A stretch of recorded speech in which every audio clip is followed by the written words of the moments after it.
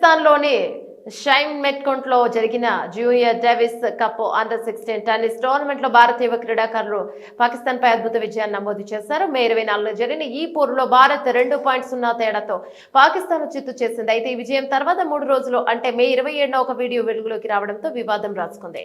ఈ వీడియోలో పాకిస్తాన్ ఆటగాడు ఒకరు భారత ఆటగాడితో క్రీడా స్ఫూర్తికి విరుద్ధంగా షేక్ హ్యాండ్ ఇచ్చినట్లు కనిపిస్తోంది. ఈ వివరాలకు వెళ్తే భారత ఆటగాడు ప్రకాష్ చరణ్ తావిష్ పవ్వ తమ సింగిల్స్ మ్యాచ్ లో సూపర్ ట్రై బ్రేక్ల ద్వారా గెలిచి జట్టుకు తిరుగులేని ఆధిక్యాన్ని అందించారు. దీంతో భారత్ 2.0 తేడాతో పాకిస్తాన్ పై విజయం సాధించింది. అయితే ఈ మ్యాచ్ ముగిసిన అనంతరం తర్వాత జరిగిన షేక్ హ్యాండ్ సందర్భంగా ఒక పాకిస్తానీ ఆటగాడు ప్రవర్తించిన తీరు వివాదాస్పదంగా మారింది.